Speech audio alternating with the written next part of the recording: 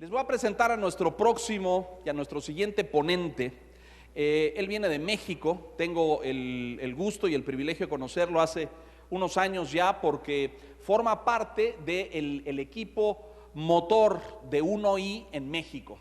Él es el editor en jefe de 1i, es el que diseña los contenidos, el que está planeando todo el tiempo qué le vamos a poner en términos de experiencia, de reflexión, de trabajo en equipo, de trayectoria transversal para que los grupos y los grados puedan estar trabajando. Ahora ya está a punto de convertirse en un productor de cine que se lo va a robar Netflix, oiga usted, se lo va a llevar porque ya pues ha descubierto que los contenidos hay que hacerlos audiovisuales. Eso de el impreso y los libros es una cosa del pasado. Con ustedes, señoras y señores, Ernesto Núñez desde México para hablar de experiencias mindfulness. Bienvenido, Ernesto. Muchas gracias, Leo. Hola, buenas tardes. ¿Ahí me escuchan bien? ¿Sí? Oigan, primero, pues qué honor y muy agradecido por estar aquí en este congreso de 1i Colombia y compartir escenario con tremendos colegas que han pisado este espacio. Yo soy Ernesto Núñez, soy el director de contenidos en 1i México y durante los últimos años me he dedicado a explorar las tendencias mundiales en educación. ¿Qué pasa en Finlandia, en Corea, Singapur, en Estonia, ¿no? En todos esos países que primero parecen muy lejos y segundo, aparecen constantemente en el top del ranking mundial, ¿cierto? ¿A poco no han escuchado hablar todo el tiempo de Finlandia, no? Constantemente en Facebook, en los periódicos, en Twitter, vemos un montón de noticias sobre Finlandia, ¿no? Y sobre Singapur y lo bien que está la educación. Y bueno, durante estos últimos años me he dedicado a ver qué pasa con esas tendencias mundiales. Cuáles son las políticas públicas, cuál es la formación docente, cuáles son los enfoques, qué pasa y cómo podemos acercarnos a esas tendencias nosotros en una realidad latinoamericana que tiene características muy particulares. Pero fíjense que también me he dedicado a visitar proyectos muy específicos y entonces hemos estado con los jesuitas en el Horizonte 2020. ¿Alguien ha escuchado del Horizonte 2020? Si no lo han escuchado, búsquenlo, es un proyecto precioso ahí en Cataluña con los jesuitas. Estuve en Alberta, Canadá, también viendo su proyecto y hace un par de años estuve aquí. Me encanta Colombia, tengo que decirlo, entonces cualquier pretexto es bueno para escaparse. Estuve en el Colegio Fontán en Bogotá viendo cuál es el modelo, es un colegio de referencia que aparece en las listas. Y bueno, también les quiero contar que durante los últimos años no solo me he dedicado a hacer eso, sino también me he dedicado a crecer mi proyecto personal. Es decir, a hacer lo que me gusta. Y entonces, pues he tomado un montón de cursos de cocina. ¿A quién le gusta cocinar aquí? Ah, pues miren, compartimos aficiones. Y también me he dedicado a tomar vino, porque me gusta mucho. ¿A quién le gusta el vino aquí? Se levantaron más manos, ¿eh? Y bueno, he leído un montón porque también me gusta. Y hay dos cosas que me encanta hacer. Una es contar historias y otra es viajar, convertirme en trotamundos. Por ahí en la biodata decía trotamundos. Me gusta verme a mí mismo como trotamundos. Y entonces lo que hago es tomar una mochila, escoger un lugar del mundo e irme y perderme y descubrir. Y en el camino contar historias, escribir bitácoras que publico en mis redes sociales y en todos lados donde me dejan publicarlas, las publico. Hace 5 años, les voy a contar una historia de un viaje. Hace 5 años, cuando cumplía 30 años, y ya con eso se me ve la edad, ¿no? Ya hicieron cuentas. Hace 5 años, cuando cumplía los 30, pasé por una especie de crisis de los 30, ¿no? Estas crisis que a uno le llegan en la vida y decía, bueno, ¿cuál es el sentido de la vida? ¿Por qué me siento muy alejado de la espiritualidad, ¿no? ¿Y qué hago con eso? Y entonces decidí que era un buen momento para tomar mi mochila y tachar de la lista de lugares por conocer uno de los lugares que más me ilusionaba, India. Y entonces hace 5 años tomé mi mochila y me fui al otro lado del mundo, a India. Y la historia que les quiero contar es de un aprendizaje. No crean que les voy a pasar fotos de mí en el Taj Mahal y arriba de un elefante, no. No las preparé, Leo, entonces. Les quiero contar que ese viaje ha marcado mi vida en muchos aspectos, porque fue un choque cultural muy fuerte. Me acerqué a la miseria, y es algo que en América Latina tenemos pobreza, lamentablemente pobreza extrema en muchos lugares, pero yo nunca había visto la miseria, nunca la había sentido así de cerca. Y la miseria huele mal, la miseria causa dolor, lo sientes en el pecho. La miseria te marca porque estás junto a otro ser humano que vive entre ratas y cucarachas y lodo y no tiene para comer.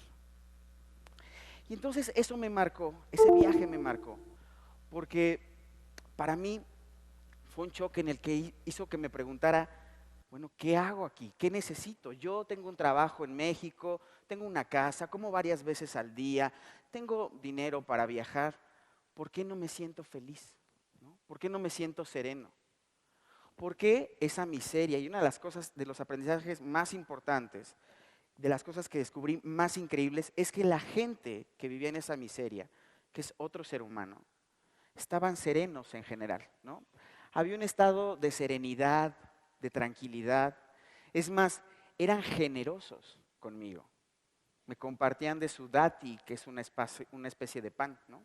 O del dal, que es una comida hecha con arroz. Yo decía, en medio de la miseria esta gente está siendo generosa conmigo. Y entonces, bueno, eso me hizo acercarme a entender más la cultura y me metí a estudiar en ese momento qué pasaba con esas personas, ¿no? ¿Por qué estaban en ese estado de serenidad, de bienestar? Y entonces me di cuenta que mucho tenía que ver con la religión, con las prácticas meditativas. Y afortunadamente me encontré con grandes maestros que me guiaron en este camino y hace 5 años empecé un camino de meditación que no he dejado, ¿no? Es un tiempo que dedico para mí todos los días y en el que hago prácticas de meditación. Y entonces les contaba que también en los últimos años me he dedicado a ver las tendencias mundiales. Así es que hace un par de años, ¡pum!, la serendipia. Resulta que en esta investigación que estaba haciendo de tendencias mundiales, una de las tendencias mundiales más importantes tenía que ver con bienestar. Hay muchas tendencias mundiales. Aquí les iba a hablar de inteligencia artificial, de nanotecnología, de bioingeniería. Me voy a saltar un poco porque ya mis colegas han hablado de eso, y además lo han hecho espectacular. Tuvimos un taller en el que nos acercamos a inteligencia artificial, a realidad aumentada. Lo que les quiero contar es que una de las tendencias mundiales que ahorita va en ascenso de manera más rápida, pero no porque sea nueva, sino porque lo está empujando la tendencia de manera más rápida, es el bienestar. ¿Aquí todos tienen claro qué es el bienestar? ¿Qué es el bienestar? En palabras, estar bien, ¿qué más? ¿Qué significa estar bien? En paz, sereno, ¿qué más? Plenitud, armonía. Hay muchas palabras que nos ayudan a definir el bienestar, ¿no? ¿Cuál decía? Equilibrio, ¿no? Y si ponemos en un saco todas esas palabras, podrían ayudarnos a definir el bienestar, ¿cierto? Y yo les decía, pum, la serendipia, porque resulta que en esta investigación nos dimos cuenta que el bienestar era una de las tendencias. Y más allá del bienestar, una de las tendencias tenía que ver con esto que se llama mindfulness. A ver, levante la mano quien ha escuchado hablar de mindfulness. Bien, un buen número. ¿Quién hace prácticas de mindfulness? Bien, menos manos. Bueno, ¿y quién de plano no entiende qué es mindfulness? ¿Para quién es este un concepto nuevo? Bien, sin miedo, a eso venimos a enterarnos. Bien, ok, muy bien. Bueno, resulta que mindfulness tiene una gran historia.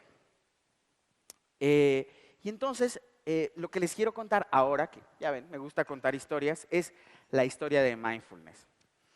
¿Qué es lo que hace que yo esté hoy aquí en 2019 en Pereira, Colombia, en el Congreso de UNOI, hablando con ustedes de mindfulness y educación?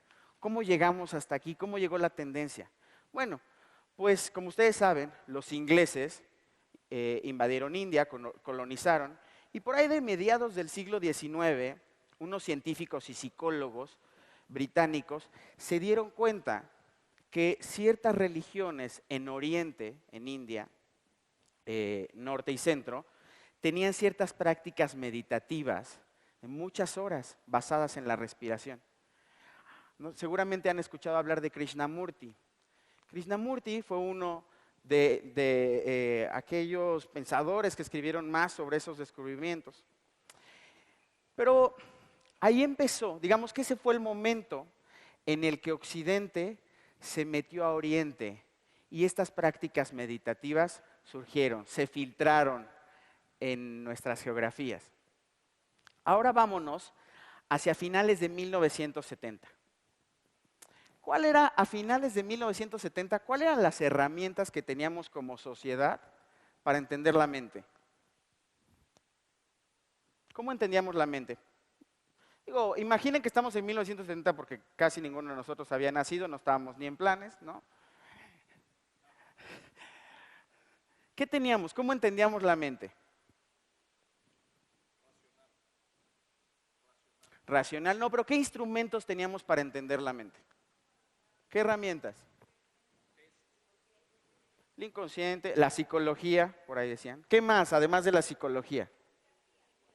La psiquiatría, ¿qué más? El psicoanálisis, ¿no?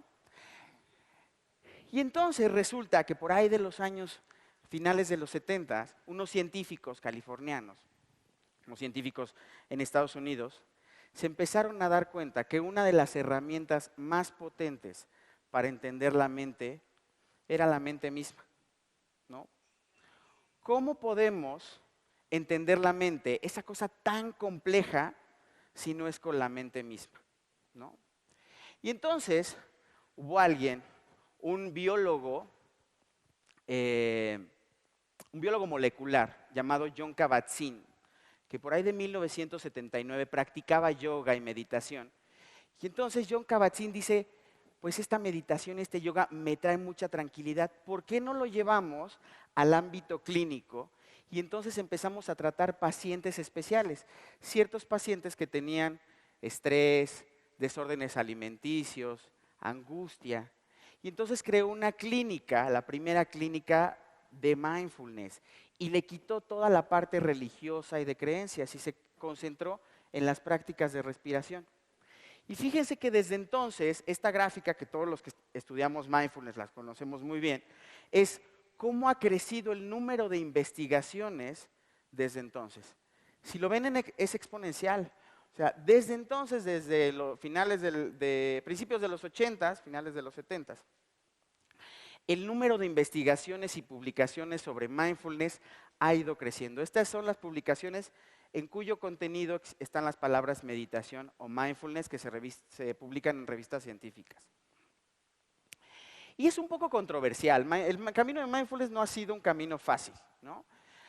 Pero ha sido un camino lleno de logros importantes. En 1985, la revista National Geographic, que todos conocemos muy bien, publica en su portada a un monje budista conectado con un montón de aparatos que están midiendo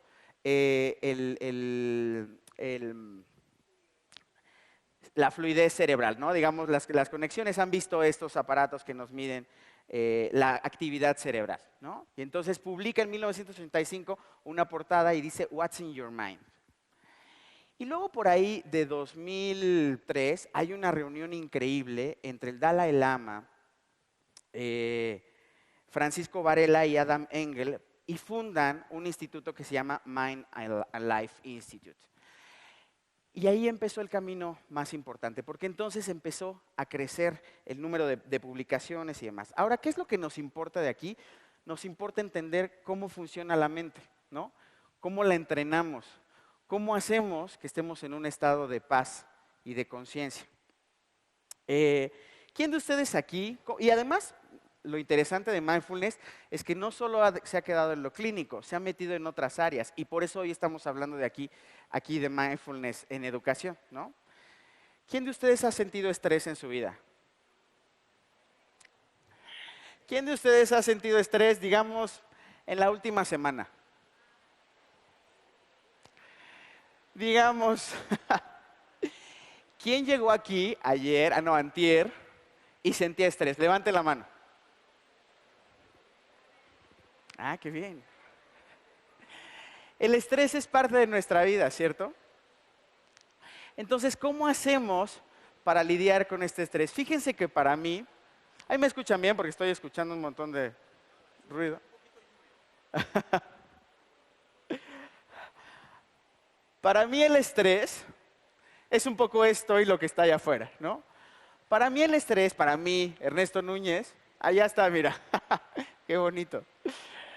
Para mí el estrés se ve así, se ve como un montón de olas que vienen y no me dejan ver, ¿no?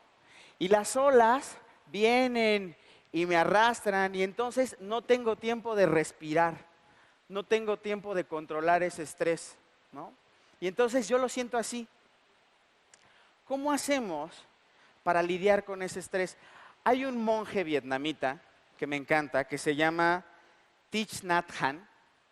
Y Thich Nhat Hanh tiene una metáfora muy linda. Dice, lava los trastes solo por el placer de lavar los trastes.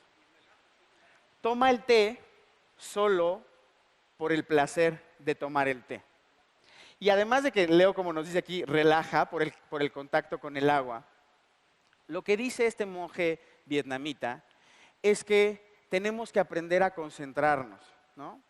Que muchas veces lavamos los trastes y estamos lavándolos y ya estamos pensando, uy, ya quiero tomar el té. En mi caso yo pienso, uy, no mandé este correo, uy, tengo que hacer esto, ay, el cronograma, la entrega a producción, los contenidos. ¿O no, Nancy? ¿No? Uno le pasa así, estamos haciendo una actividad y nuestra mente está en otro lado y constantemente está en los problemas, ¿no? Y entonces, Thich Nhat Hanh dice, aprende a lavar los platos por el placer de lavar los platos y concéntrate en lavar los platos y toda tu atención ponla en lavar los platos. Y cuando llegue la hora del té, concéntrate en tomar el té. Ahora, esa metáfora es muy bonita, ¿no? Pero entonces, claro, la pregunta que viene es, ¿y cómo hacemos eso? ¿No? Porque, bueno, pues tenemos prácticas contemplativas y meditación, pero ¿cómo logramos hacer algo que me gusta? Pensar que es surfear las olas, ¿no?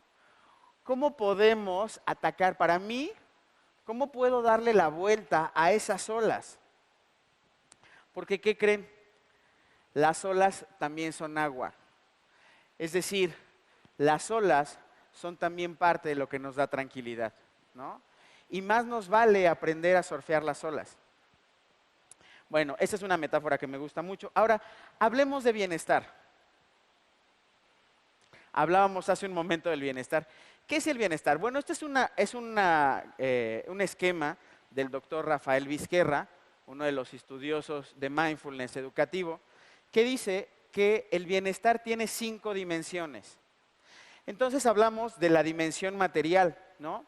Y entonces el bienestar se relaciona con lo que tenemos. Tenemos un coche, tenemos una casa, tenemos comida, tenemos un lugar donde cobijarnos, ¿no? Habla también de una dimensión física, es decir, tenemos salud, ¿no? Estamos saludables, nuestro cuerpo responde muy bien, no tenemos achaques, ¿no? Luego habla de una dimensión social y entonces ahí entran nuestras redes sociales, nuestras redes personales, las redes de amigos, familia y todo eso que nos da soporte. Y finalmente habla de una dimensión profesional, ¿no? Si tenemos un buen trabajo y más allá de si tenemos un buen trabajo, si nos gusta lo que hacemos. Que yo creo que además en el caso de nosotros que somos educadores, lo que hacemos nos da un montón de satisfacciones que no se pueden poner en un número, ¿no? Entonces habla de esa dimensión profesional. Y habla de una muy importante que dice que la dimensión emocional no está supeditada a las otras. Influye, pero no está supeditada a ellas. Por ejemplo, ¿cuántos de nosotros conocemos casos de personas que tienen pues un coche, una casa, varios coches, mucho dinero, les va muy bien y entonces tienen cubierto lo material y tienen cubierto lo profesional? Pero ¿qué creen? Tienen una salud terrible, se enferman todo el tiempo, no pueden dormir, lo pasan fatal, están llenos de medicamentos, ¿no? Y tienen muchos amigos. Pero entonces, como lo pasan muy mal físicamente, y después vamos a hablar de la relación cuerpo-mente, no están bien, la dimensión emocional no está cubierta. O podemos tener otros casos de personas que tienen cubierto lo profesional, perdón, lo social y lo físico, y entonces tienen un montón de amigos y están saludables, ¿no? Es gente que va por la vida de un lado súper guapa, fitness y tal, pero están frustrados profesionalmente o no tienen una casa, o lo más importante es que no tienen cubierta la dimensión emocional. ¿Les suenan estas historias? ¿No? Conocemos gente y a veces nos sentimos así. Y lo que dice también estas investigaciones y las propuestas que hacen Vizquerra y otros investigadores es que lo emocional sí es una dimensión que puede ser no dependiente de las otras. Es decir, yo puedo ser, y hay una palabra aquí que voy a introducir, yo puedo ser resiliente y puedo no tener cubierta la dimensión material, puedo no tener nada. Por eso les contaba la historia de India. Puedo no tener nada material, podría no tener una casa ni dinero. Y puedo estar mal físicamente, tener lepra. Y puedo no tener amigos fuertes, ni familia, ¿no? Quizá algún conocido que es generoso conmigo. Y por supuesto, ni hablar de la dimensión profesional. Y puedo aún así en esas condiciones tener un amor incondicional por la vida, ser resiliente y tener cubierta la dimensión emocional. Y eso entonces en lo que nos hace pensar es que la dimensión emocional depende completamente de nosotros, ¿cierto? Ponían hace rato, la motivación es intrínseca, la emoción también. El cultivo de la felicidad, ¿qué creen? Es una responsabilidad propia. Y esto rompe con un montón de paradigmas, porque para empezar con la pareja es, mi amor, quiero que me hagas feliz. Y esto nos rompe el mi amor, quiero que me hagas feliz, porque la de felicidad depende de mí. Wow, no empiecen a mandar WhatsApps ahorita, espérense a que acabe. Entonces, esto es uno de los descubrimientos más bonitos, ¿no? Aprender a ser resiliente, aprender que la felicidad viene de adentro. Ahora, ¿cómo cultivar la felicidad? Es una de las grandes preguntas, ¿no? También porque, sobre todo, vivimos bajo un paraguas de estrés y nosotros como directores, como líderes de equipos educativos, vivimos a veces bajo mucho más estrés, ¿no? Y entonces hablamos de una metáfora que seguramente han oído escuchar, que es la mente de chango. ¿Han escuchado hablar de la mente de chango? ¿No? Tú sí, Leo. La mente de chango dice que nuestra mente es como un chango, que va de una rama en otra, ¿no? Que va de rama en rama y viene un pensamiento y viene unos trenes de pensamiento, entonces vamos de un lado a otro y pensamos que no hemos mandado el WhatsApp, qué vamos a hacer de cenar, que si la ropa, que si las vacaciones, y entonces nuestra mente va de un lado a otro. No se rían, van a ver ahorita cómo su mente de chango la van a reconocer. Y entonces, este mismo monje vietnamita del que les he hablado, Thich Nhat Hanh, dice que nuestra mente es el chango, pero también nuestra mente son las ramas. Y también nuestra mente es esas ganas de que el chango se esté quieto, ¿no? Todo eso es nuestra mente. Ahora, necesitamos confiar, necesitamos hacer que nuestra mente sea confiable, ¿no? Que no vaya de un lado a otro. ¿Cómo hacemos eso? Dirigiendo la atención. Vamos a hacer un ejercicio. ¿Están todos listos? Por eso pedimos que subieran un poco las luces. ¿Están listos? A ver, por favor, asientan con la cabeza. Sí, escuchan mi voz. Allá están un poco distraídos, pero les vamos a permitir que se integren al ejercicio y asienten con la cabeza si escuchan mi voz. Asienten si sienten la planta del pie derecho. ¿Sí?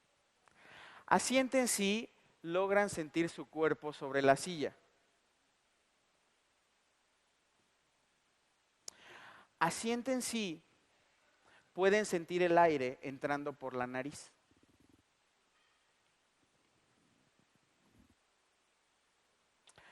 Asienten sí, pueden imaginar una manzana. Levante la mano quien pensó en una manzana amarilla. Una. ¿Quién pensó en una manzana roja? Maestros finalmente, ¿verdad? ¿Quién pensó en una manzana verde? Bien.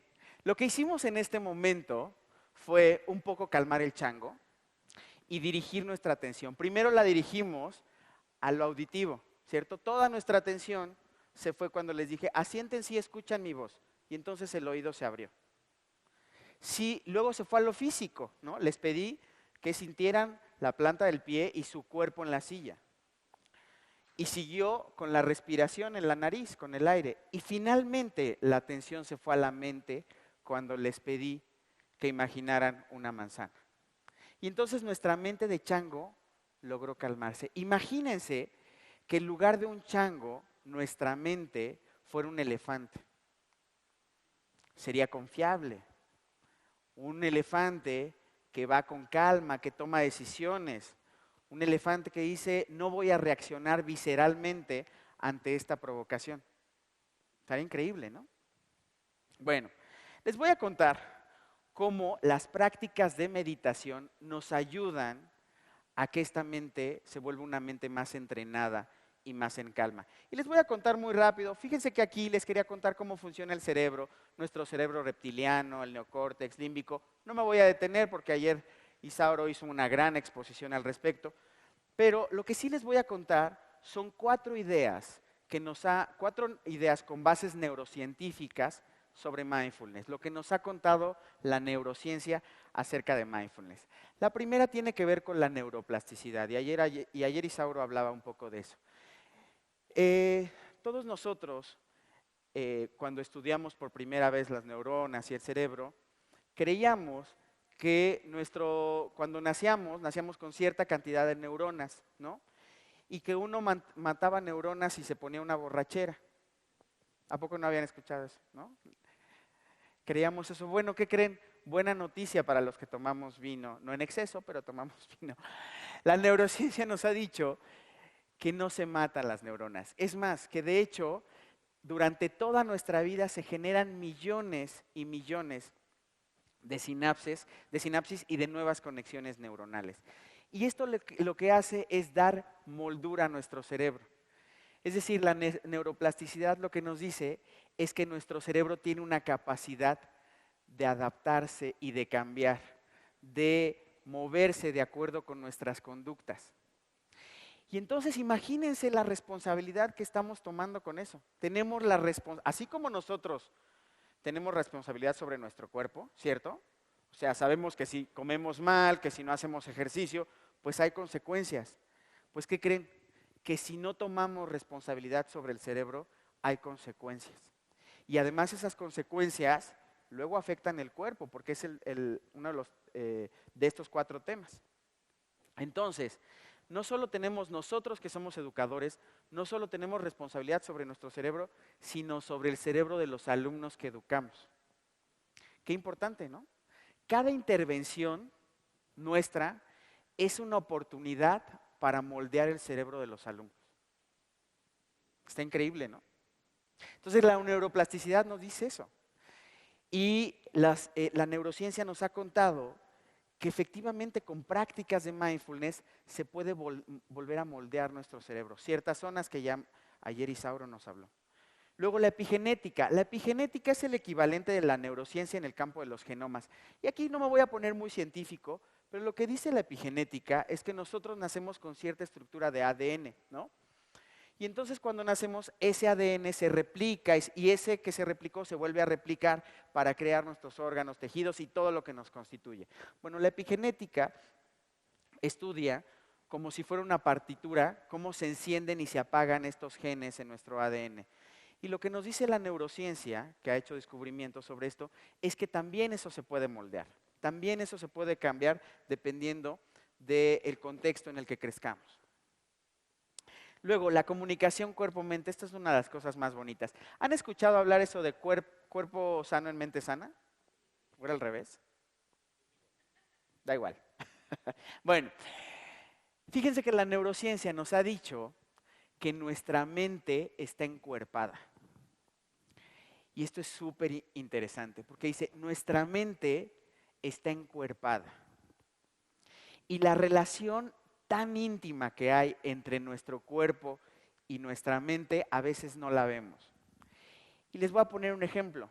La primera vez que te cortan, tu novio o tu novia, ya después de la 10ª uno va agarrando callo, ¿no? Pero la primera vez que te cortan, llega por la mente eso.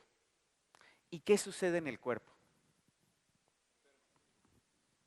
¿Qué sucede cuando te cortan? Acuérdense cuando los cortaban, así ahora nadie los ha cortado, ¿no? Lloras, te deprimes, el chocolate, las películas, ¿no? O cuando sufres una pérdida, una gran decepción. Llega por lo cognitivo, pero afecta a nuestro cuerpo. Y entonces nuestro cuerpo genera un montón de cortisol, ¿no? Y entonces sentimos un montón de angustia y no queremos comer y nos deprimimos. La relación entre el cuerpo y la mente es íntima y viceversa. Lo que comemos afecta también a nuestra mente. Y de eso nos ha hablado mucho el bienestar, esta tendencia en educación. Por eso nos han dicho, bájenle a la carne, cuidado. Por eso el movimiento de comida orgánica ha crecido con tanta fuerza. Porque lo que comemos, somos también lo que comemos, ¿no? Y eso nos ha dicho, nos ha contado la neurociencia. Y la última, que es un poco controversial, dice que todos nacemos con una bondad innata. Y han hecho pruebas en bebés de hasta 3 meses en el que les ponen videos y van midiendo la actividad cerebral, cómo responden ante ciertas situaciones. Y han visto que un gran porcentaje de bebés tiene una mejor reacción y actividad cerebral cuando ve situaciones en las que hay compasión y cooperatividad que situaciones agresivas. Esta es la más controversial de todas las investigaciones y está ahí en aumento. El doctor Richard Davidson y un montón de investigadores dirigen estas investigaciones que les he puesto acá. Bueno, todo esto nos lleva a la base neurocientífica de esto que conocemos como atención plena o atención, a mí me gusta más atención consciente. ¿Cómo llegamos a la atención consciente? Bueno, a través de la respiración. Y esto anótenlo, la respiración es un regalo. No lo dicen solo los monjes budistas, lo dicen muchos neurocientíficos. Nuestro cuerpo y todo sistema tiende al bienestar, ¿cierto? Tiende al equilibrio. Si cierto sistema se altera, después de un tiempo llega a equilibrarse otra vez. Así funciona nuestro cuerpo. Y el regalo es la respiración. Con la respiración podemos conectar la mente y el cuerpo. Y si tú estás muy enojado porque tu jefe te pegó un regaño y te mandó un WhatsApp, o porque tu hijo no hizo la tarea y entonces reprobó el examen, lo primero que tienes que hacer es conectar con la respiración, con la atención y dirigir hacia la atención consciente. Porque la respiración es nuestro gran vehículo para que nuestra mente no sea un chango, ¿no? Esto que veíamos. Bueno, y más allá de contarles más sobre la base neurocientífica, ¿qué les parece si hacemos una práctica de mindfulness para que entiendan por dónde va esto? ¿Sí? Vale. Bueno, les voy a pedir que pongan muy bien los pies en el suelo, las dos plantas necesitamos que estén en el piso, que su espalda esté recta, no la vayan a recargar en la silla, así, porque entonces su cabeza se va a ir un poco hacia atrás. Y queremos que la cabeza esté un poquito hacia adelante, no muy abajo, porque entonces podemos llegar al sueño fisiológico, pero un poquito hacia abajo, ¿vale? Esa es la postura que vamos a adoptar. Y entonces te voy a pedir que cierres los ojos. Si te sientes cómodo cerrando los ojos, si cerrar los ojos no te causa vértigo. Pueden empezar a sentir sus hombros, relájenlos. Vamos a cerrar los ojos. Y lo primero que vamos a hacer es vamos a hacernos conscientes de las sensaciones que hay en nuestro cuerpo. Nota el peso de tu cuerpo sobre el asiento. Vamos a hacer ahora 3 respiraciones lentas y profundas. Inhalamos por la nariz y exhalamos por la boca. Inhala. Exhala. Inhala. Y exhala. Una vez más, inhala. Y exhala. Y así, o algunas veces más, permitimos que cada exhalación vaya liberando tensión física o tensión mental. Nota si alguna parte de tu cuerpo tiene tensión. Si es así, lleva una conciencia cálida a esa zona tensa. Habitualmente hay tensión en la frente, en el rostro, en los hombros, en el abdomen. Lleva una conciencia cálida a estas zonas. Y conforme vamos permitiendo que esta tensión se vaya liberando, quiero que pienses en una persona muy querido o muy querida. Alguien en cuya presencia te sientes muy bien. Que no sea alguien que haya fallecido o a quien extrañas mucho. Una persona que quieres, que es importante para ti. Y que cuando esa persona está presente, sientes alegría, sientes calma, apoyo.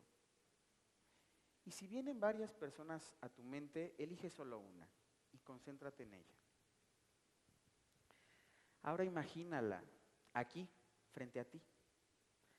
Imagina su rostro, el color de su piel, la forma de su ropa. Imagínate que este ser querido te manda una sonrisa amable y una mirada cálida. Y nota cómo se experimenta esto en tu cuerpo. Cómo se experimenta en tu cuerpo la presencia de alguien que amas.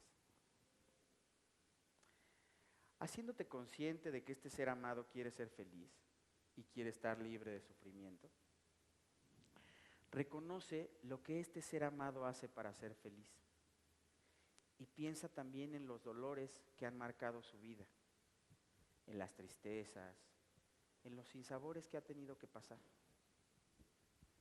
No dejes de respirar.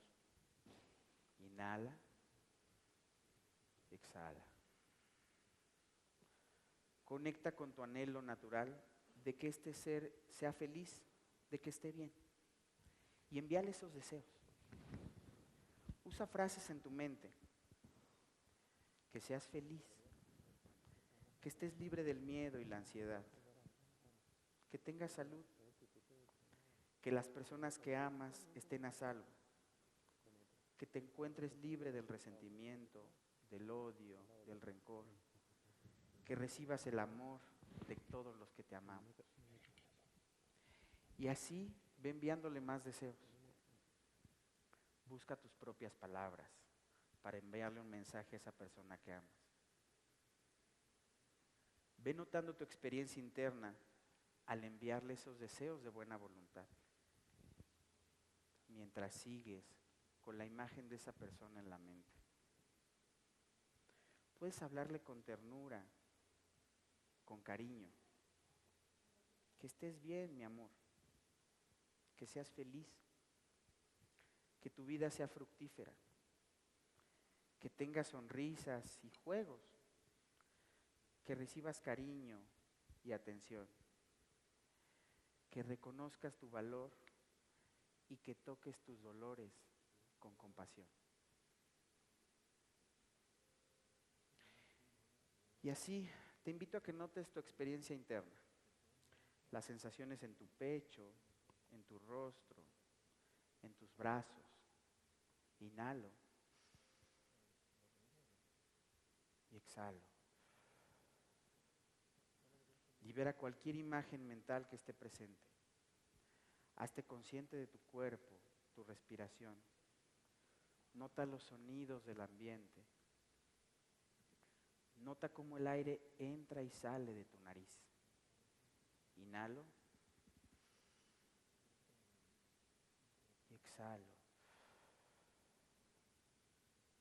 Comienza a reconectar una vez más con este espacio. Abre lentamente los ojos a tu ritmo, poco a poco. Ve haciéndote consciente de tu cuerpo en la silla, de tus piernas, de tus brazos, mientras sigues abriendo los ojos. Estírate si quieres un momento. Empieza a estirar los brazos, quizá un poco la espalda, bosteza si eso te hace bien. Y vuelve a reconectar con este espacio. Y hazte consciente de lo que acabas de pasar.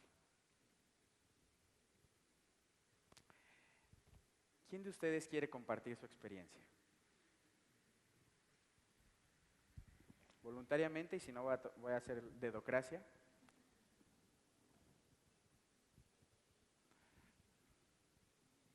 Es un momento íntimo, yo sé, pero ¿alguien quiere compartir qué sintió, a quién trajo a la mente? ¿Allá? ¿Carlos?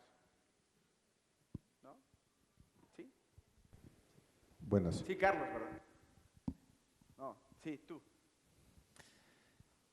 Buenas tardes, traje a la mente a mi madre. En principio, el ir haciéndome consciente de cada parte de mi cuerpo me hizo como serenarme mucho. Mientras tú ibas hablando, yo tenía muchas ideas en mente de cosas que podía hacer en el aula, cosas que podía hacer con mis compañeros de trabajo, El chango. cosas que podía hacer conmigo mismo. En realidad tenía muchas y como que voy tratando de ir tomando notas, pero en ese momento el ejercicio me llevó, fue como a contarle a mi mamá en algún momento una de esas cosas que estaba pensando. Entonces como que me permitió decantar un poquito. Ya al final, cuando tú dijiste que volviéramos, Que reconectáramos. que sí, como que nos estiráramos, tuve como un momento en donde dejé de escucharte. Era más concentrado en lo que estaba pensando y tal vez fueron, no sé si fueron como unos 5 segundos, que me concentré tanto en el momento que luego como que salir de la concentración ya fue como lo que de pronto requirió un poquito de volver a concentrarme en lo que estaba alrededor. Y bueno, creo que al final es un ejercicio que le permite a uno enfocarse.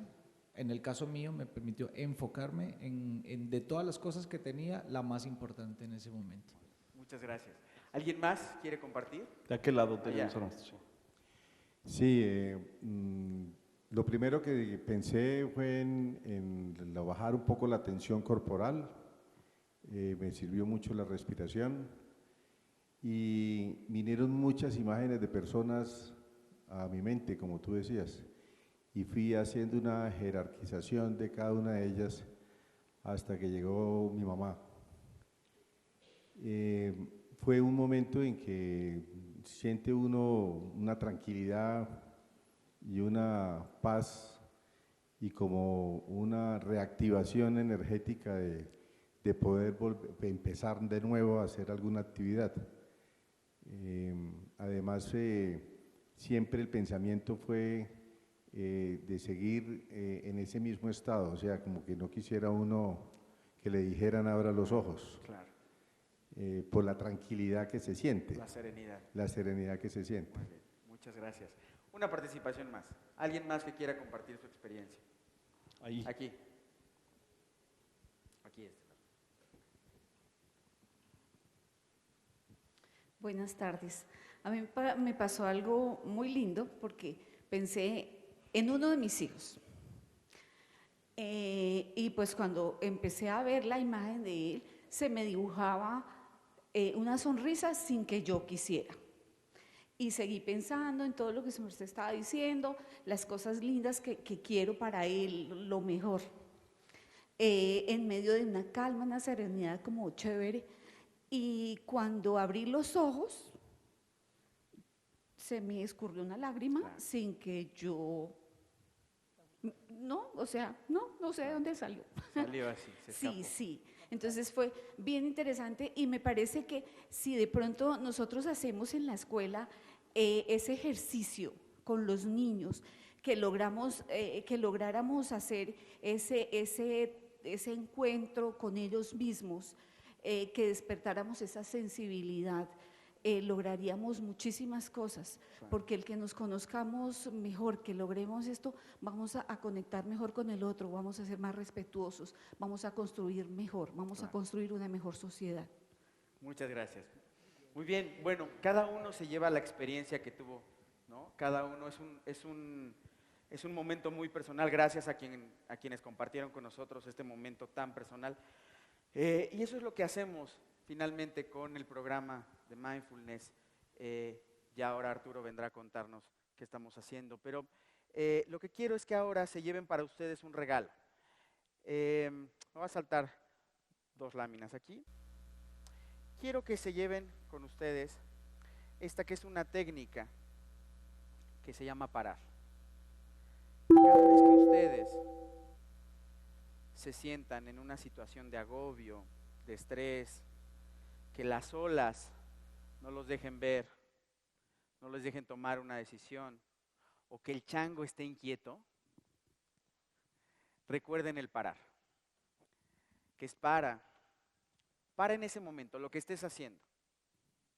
Atiende a las emociones. Después de un tiempo de hacer estas prácticas, se van a dar cuenta que van a decir, estoy sintiendo enojo, voy a dejar que pase, ¿no? Se siente en el estómago, se me pusieron las orejas rojas, estoy enojadísimo, ¿no? Estoy sintiendo tristeza, esto me pone triste. Y entonces paras y atiendes la emoción. Recuerda que tiene que ver con que es un momento de respiración y por eso les decía, la respiración es un regalo. Recuerden respirar. Apliquen esta técnica. Vamos a hacer un escaneo de nuestra atención, de nuestra respiración y finalmente regresen a donde están. ¿Vale? Esto, acuérdense, parar para las situaciones más complicadas. Y bueno, pues por mi parte es todo. Ha sido un placer estar aquí con ustedes y compartir esto. Gracias. No te vayas todavía,